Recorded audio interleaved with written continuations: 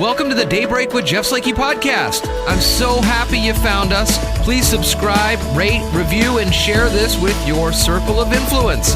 It's a collection of the interviews, news, and conversation during Daybreak with Jeff Slakey on iFiber One News Radio, KMAS, weekdays from 6 to 9. Well, good morning to you. It's Thursday. It's also the first day of October. Spencer, good morning, sir. How are you doing? Good morning to you. I'm doing well. Thanks for helming the show mostly yesterday. I had to head over to the home office in Ephrata to see what's going on there, and iFiber Communications in Grant County on Basin Street, a beautiful spot, and a nice quick drive over and back on the air this morning. So thank you for that. My pleasure. Thank you. Listened a little bit on the way up just to kind of check the signal. Things sounded pretty good. On the show today, we got some great guests, as today is a big day for the Shelton Family YMCA. Julie Nicols and Aubree Fudge will be on to talk about the fact that today is a day when you can start to become a member of the Shelton Family YMCA. Also, Jordan Krumpols from the City Parks and Rec Department talking rotating art gallery during our Focus on Shelton, presented by our great friends at Our Community Credit Union. Local news, of course, as well. But as we move into October, what's the look for the day weather-wise? It's going to be beautiful. It's going to be very similar to yesterday. A high, actually a little bit cooler, a little bit possibly less sunshine, but a high of about 76, 77. So it should be just right. It was warm yesterday in Ephrata. It was mid-80s, I believe, as we were getting ready to take off and head back home. Did you see a lot of color? I don't go to the eastern side very often in terms of the fall colors and stuff. We have a lot out here in Mason County, obviously, but how was it out there?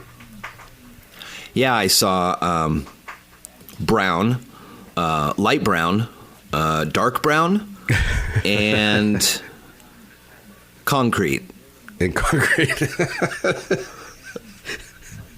But that's fall. It's fall right there. No reds and oranges. It's fall. It's fall in Eastern Washington. No, I mean it's a completely different landscape. As soon as you hit over the mountains, it is 100% different. Oh yeah, it's like you're a different state, really. I mean, there are trees and things like that, but it's not like what we have here. Mason County Public Health happy to announce 0 new confirmed cases since the last update. Please, though, do what you can to help reduce the spread of COVID-19 in our community. Mask up, social distancing, and just exercise caution throughout your daily life. And on September 28th, on some sad news here, September 28th, Thurston Superior Court lost one of its own. They were saddened to learn of the passing of Judge Carol Fuller, who served for 24 years as the first female Superior Court judge in Thurston County from 1979 to 1993, initially for a joint Thurston-Mason district. Her impact on justice in Thurston County, however, greatly exceeds her years on the bench. Judge Fuller served her role with dignity and with unparalleled respect for all who came before her, and she will be remembered for her selfless mentorship of Thurston County's female judges who walked in her considerable footsteps. She remains a remarkable example for all judges of the critical value of maintaining grace in the contentious environment of the courtroom. Well, we will continue to cover the presidential and vice presidential debates here on iFiber One. The vice presidential debate is going to be coming up a week from today. It'll be October 7th in Utah, with Vice President Pence and Senator Harris will be taking the stage there. The next presidential debate will be on the 15th. As the days become shorter, they really do become shorter. The other day, the sun was out for only like 14 minutes. I timed it. It's getting shorter, folks. Washington residents may be considering a fire in the fireplace to take the chill out of these fall, autumn evenings. The State Fire Marshal's office recommends residents take the following steps when using wood-burning fireplaces. Be aware of burn restrictions in your area, of course, before starting a fire. Unless the fireplace is the only source of heat, wood fires may be banned in your area due to air quality conditions. Use only kindling or fire starters to start a fire. Never use lighter fluid, kerosene, or gasoline. Burn only dry, seasoned wood. Never burn trash in your fireplace. Keep metal or tempered glass screens closed unless loading or stoking the fire. Keep children and pets away, of course, with a kid-free zone of at least 3 feet. Allow ashes to cool before disposing of them. Very important. A lot of fires can start from that. Place ashes in a tightly covered metal container. Keep the ash container at least 10 feet away from the home and any other nearby buildings. Never empty the ash directly into a trash can. And ensure you have working smoke alarms in your home and test them monthly. Very important. Very important. State's minimum wage will go up to $13.69 on the first of the year. Change is significant because it also impacts wages paid to some salaried employees exempt from overtime and other protections under state law. This is the first year L&I has returned to calculating the minimum wage since 2016. For the past 4 years, increases were mandated as a result of a passage of I-1433 that year, 2016. The 2021 minimum wage is based on a 1.39% increase over the last 12 months in the Consumer Price Index for urban wage earners and clerical workers. Calls to defund police departments have not had widespread success across the U.S. While a handful of left-leaning cities have proposed structural reforms, most cuts to law enforcement agencies have been modest so far. Those cuts are being driven as much by shrinking government revenue related to the coronavirus pandemic as from the calls to rethink public safety. Defunding police became a rallying cry for activists after the killing of George Floyd in Minneapolis and has become a topic in the presidential race. But the boldest proposals have mostly been pushed aside for now in favor of more incremental changes. Well, all Shaquem Griffin needed was a handful of snaps to prove he deserved another week to be on the Seahawks roster. Seattle's defensive performance has been mostly an unexpected disappointment for the last couple of weeks. Griffin was a pleasant surprise last week against the Cowboys, managed to earn his way into more opportunity into just 17 snaps. Officially, he's still on the practice squad, but barring an unexpected change, Griffin will be elevated to the active roster for the second straight week this Sunday when Seattle travels to Miami. We'll have it here for you on the radio. Pregame at 8, kickoff at 10. Seahawks are presented by Shelton Health and Rehab, Riviera's Shellfish, South Sound Appliance, Dogtown Grooming, Neil's Pharmacy, and the Shelton Athletic Club. And here's a good story to wrap up the newscast. Yeah, this is a great one. Beleaguered firefighters in the western U.S. have a new force on their side, and the force is strong with this one. Baby Yoda. In early September, a 5-year-old Oregon boy named Carver and his grandmother delivered a toy version of the Mandalorian alien to a donation center for firefighters. The toy came with a handwritten note from Carver saying the toy was meant to be a friend in case they got lonely. Isn't that sweet? Since then, Baby Yoda has been to 4 wildfires in 2 states, ridden in helicopters, and checked people's temperatures for COVID-19 symptoms. Baby Yoda's adventures are chronicled on a Facebook page, and firefighters say the toy has given them a much-needed morale boost as they battle these flames that have claimed countless homes and lives. Again, today on the show, we get ready and excited for the start of memberships for the Shelton Family YMCA. You'll be seeing a lot of that from their Facebook page as well today, so be looking for that. Jordan Krumpols from the City of Shelton Parks and Rec Department talking rotating art gallery. All here this morning on Daybreak this Thursday, the first day. Also, big happy anniversary to my beautiful bride of 9 years. Oh, that's right. Stephanie. Happy anniversary. Today's our anniversary. That's right. Happy anniversary. Yeah, I think we nodded to each other in passing this morning. The festivities will begin soon. We'll be back. We'll be back after this. You're listening to Daybreak on iFiber One News Radio. Hey, good morning, everybody. Jeff Slakey and Spencer Hughes here on the Daybreak Show as we get ready for our Focus on Shelton, presented by our great friends at our Community Credit Union. From the City of Shelton Parks and Rec, Jordan Krumpols, how are you? Good, how are you guys? Good to see you in here. Thanks for having me. Love the mask, by the way. Thank you. Softball there. Yep. Rotating art gallery is the topic today. Yeah, so our deadline is actually this Friday at 5 p.m. The application you can find either at the Civic Center. They can come pick up a hard copy. It's on our city website on the Parks and Rec page. They can have up to 5 entries of pretty much any kind that can be hung up or 3D. We have a display case upstairs in the Civic Center that we can put artwork in. Then it's a 3-month rotation, so we'll put them up in early November and they'll go all the way till the end of January. I wonder if, with everyone being at home, more and more folks kind of started dabbling a little in art. Yeah, so we did it over the summer, and we didn't have a lot going on. We had like maybe 1-2 artists. But now this upcoming one that we have coming up, we have 5 so far. So that's actually a pretty good improvement that we're great. excited for. So a lot more artwork to choose from. And it's so cool to see. I mean, even just art, if you were to have those 5 people and you tell them sunset, just how different a sunset would be for those 5 folks. Yeah. And just to get a good flavor of the community.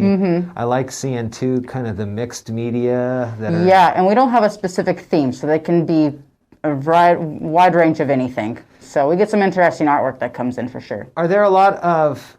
Is it mostly adults or kind of middle-aged or older age? Do we even know? It's probably more middle age and up. Yeah, we've had a couple like younger teenagers, but that's pretty rare if that ends up happening. And then that's a cool thing because you're there for, what do you say, 3 months? Yep, they're up for 3 months. And while I know, foot traffic through the Civic Center has kind of gone down a little bit, it's still public, and everybody from the city will walk by there and see that. That's cool. Yeah, and there's no fee, so it's all free, and yeah, it's super great way to get yourself out there if you have never got your art out there before.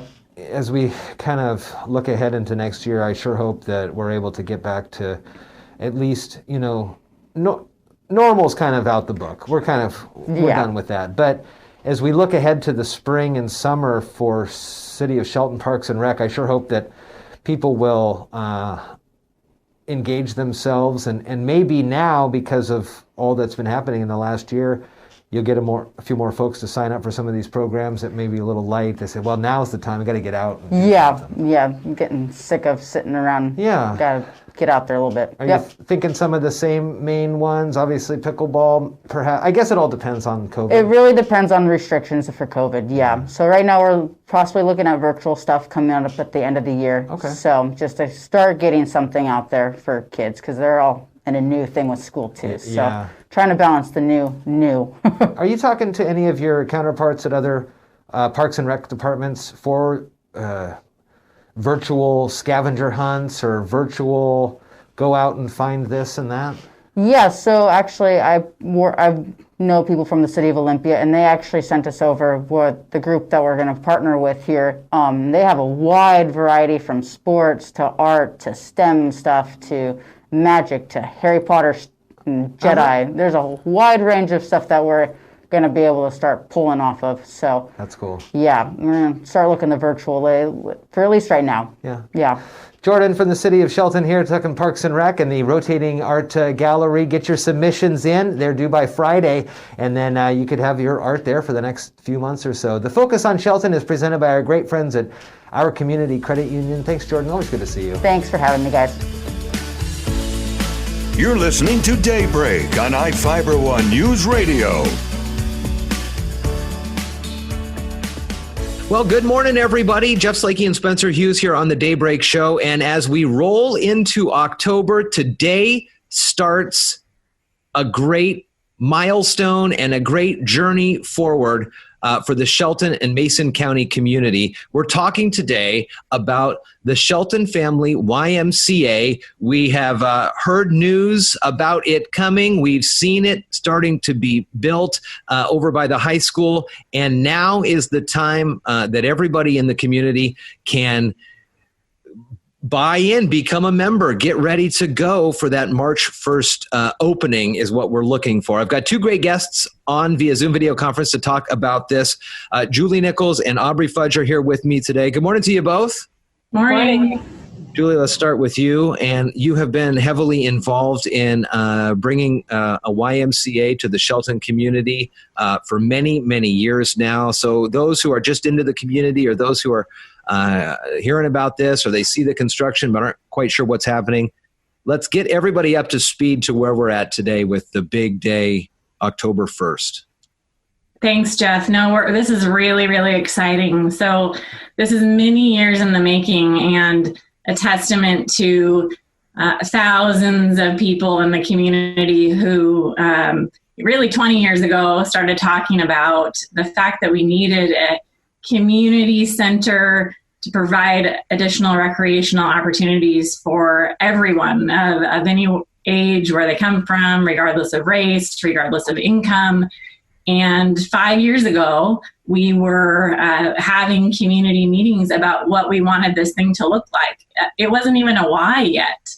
And here we are, we're 5 years later, and this community recreation center, this YMCA is almost done, and we're gonna have a grand opening. What's been so fun talking with you, Kyle Krunk, CEO of the South Sound YMCA, and other really invested stakeholders in the community, is the excitement and almost a twinkle in the eye when it comes up about this project and about what this project means for Shelton, Mason County, and everybody within the South Sound YMCA family. No, it's the support has been crazy, enthusiastic over the last 5 years, and it's been just really fun to see people come together around one goal that we knew we were going to achieve, even though some people said we couldn't. And, people have donated $20, we've donated $1 million. And this, you can drive by and see it. It's happening. So one of the cool things is, as you're driving by, and architects are way smarter than I am here, but you look through and you can see the steel beams, and there's some steel Ys that are in there, and it's just really a cool deal.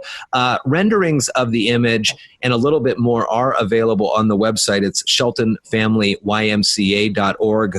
We'll get you there. We'll have some links on our website too, and you can always head to the South Sound YMCA website to find more information. But it is just, it was a Herculean task to get everybody involved with this and start turning dirt. I remember when I first got to the station, 15 years ago or so, and people were talking about, I guess, what now is the transit community center. At that time, people were doing the SOC, the Save Our County's Kids, and a lot of conversations about whether or not this could even come to fruition. Aubree, let me bring you in here now to talk about what's happening today, as it being the 1st of October. Now is the opportunity for folks to become members of the Shelton Family YMCA. Talk to me a little bit about the memberships, the options, the costs, and things like that. Awesome. Well, thank you. And kudos to all the volunteers and all the hard work that's got us this far. But today is the day that we start selling charter memberships for the Shelton Family Y. They will vary in price, month-to-month membership rates, but when you sign up initially right now, you're only paying the joining fee. So it's either a $50 or a $65 joining fee, depending on the type of membership. Membership range in variety based off of age and number of people in the household. And we're just super excited to see all of these new faces, get to have more and more people involved in the Y. And you can go online and sign up today after our Facebook Live event. Some of the other benefits of the membership for the Y. Now, I know that this Y in Shelton is going to have activity pool, a kid zone. There's space that's going to be coming available for community partnerships and nonprofits to be in there. But additionally, are folks, if you're a member of the Shelton Family YMCA, does that give you access to the whole South Sound YMCA network, or is it even further than that? It does. It gives you access to not only the Shelton Family Y, but then also the Briggs and the Plum Street YMCA. And we participate in what's called nationwide. So in the future, post-COVID, you will have access to, as you travel around the country, to be able to go and access other YMCAs that also participate in nationwide. So more than just one gym in one location, you're going to be able to get your workouts in wherever you go. That's great. I have grown up a Y kid as well, with after school care, summer camps, swim lessons. My dad taught swimming for a while as well at the Briggs Y. And so we know and understand what a great asset it is to a community and what it can bring to a community here after just so much hard work, Julie, put in by so many folks. This is going to be a lot. I mean, there's still a lot of hard work to go forward, but this is now, with the acceptance of memberships today, you're kind of turned a bit of a corner, and you can see that hopeful ribbon cutting there on March 1st. Yeah, no, this feels a little surreal. We knew that we could make it happen, but actually seeing it happen is really exciting. And, for me, the why is about more than just the building. There are a lot of things that happen outside the building in the community and strengthening the community. And, hopefully, really soon, as we can get back up and running post-COVID, there will be flag football games on fields around town. There will be soccer. There will be youth basketball. All of that we're looking forward to rolling out as soon as we can. So head to Shelton Family YMCA.org or South Sound YMCA will get you there as well for more information on becoming a member. Charter memberships are available starting today. And as I understand, we'll see a lot more rollout over Facebook and social media when we have some big metrics that have been passed. Different memberships and signs are going to be going up in people's yards as they become members and things like that. So it's going to continue to show the great support in the Shelton community. And it's just really exciting to have watched the progress and continue to watch it before the ribbon cutting. Julie, Aubree, it's great talking with you. Great seeing with you. Hope you continue to be safe and be well. And I look forward to continuing these conversations as we move closer to March 1st. Thanks, Jeff. Thank you. iFiber One News Radio, 1030 KMAS and FM 103.3 presents Daybreak. And good morning. It is a Thursday daybreak. Good morning to you. First day of October. Spencer Hughes and Jeff Slakey here with you. What's going on, Jeff? Good morning. Not a lot. Yesterday I was over in the eastern side of the mountains, and it is a completely different vista out there, completely different landscape. And there's not a lot of trees and opportunities like we have with the forests and nature, and that seems to help a lot of people, apparently, huh? It really does, especially during lockdown, and some people still working from home, maybe forever working from home, or at least for the indefinite future. But there's a new poll out. It was commissioned by computer manufacturer Lenovo, conducted by OnePoll, and they surveyed a couple thousand employees and 1,000 managers and discovered that stepping outside for just 29 minutes can increase daily productivity by as much as 45%. That's a huge, huge increase just by going outside and enjoying the outdoors, going for a walk. And when the weather is nice, like it will be today, another beautiful one. I mean, 29 minutes, that's somebody's lunch break. So if they're able to utilize that whole lunch break, maybe walk and eat at the same time or something. Or, I mean, I guess you could just sit outside and eat lunch too, right? You don't have to necessarily... I mean, it says step outside, but that is just go outside. It's not stepping around necessarily. Right. No, they're calling it the, we have the recommended daily allowance of like calcium and all sorts of things, right? Vitamins. Uh-huh. They're calling it the recommended daily nature allowance. So they say even just being mindful, contemplating the outdoors, being outside, if you can take your laptop outside and work on your deck, maybe we do that a lot here, and it's on such nice days you just go out and have a cup of coffee outside and still get work done, but you hear the birds singing, you're looking at the sky and the trees, and that seems to have a very beneficial effect on people. And if you do have the extra opportunity, it looks like, to get out there and move a little bit, just even 20 minutes of walking outside is very helpful as well. Yeah, absolutely. They found that 40% of us find we're more productive if we take a little outdoor exercise every day, even just a brisk walk. And if you're walking and you feel like, this isn't really exercise, step it up a little bit if you can. Maybe go up a hill a little bit or challenge yourself a little bit. But just stepping outside to stretch your legs now and again was a tonic for 62% of those surveyed. Just going outside of the house and stretching. I mean, anybody can do that, right? Most of us can do that. There's a lot of folks, I think, that inherently knew this, but the business culture probably has been slow to accept this self-care and to say, okay, go out, take some time to be with nature, take some deep breaths. I know there's a lot of businesses and companies that are allowing for a little extra time every day for its employees to have a little more mental breaks. And this sounds like a perfect opportunity. Yeah, absolutely. And the survey found that 84% of us want to keep work from home flexibility on the table, working from home at least a few days a week. So people that tells me they're adjusting to it, and they're seeing the benefits of being at home. There's some downsides, obviously, and a lot of stress that comes from it, but a lot of positives too for people. More of Daybreak is coming up. Good morning to you. Thank you so much for listening to today's Daybreak with Jeff Slakey podcast. Again, I'm so happy and honored you found us and chose to listen. Please subscribe, rate, review, and share this with your circle of influence. It's a collection of some of the interviews, news, and conversation during Daybreak with Jeff Slakey on iFiber One News Radio KMAS, weekdays from 6 to 9. Thank you so much again, and talk with you next time.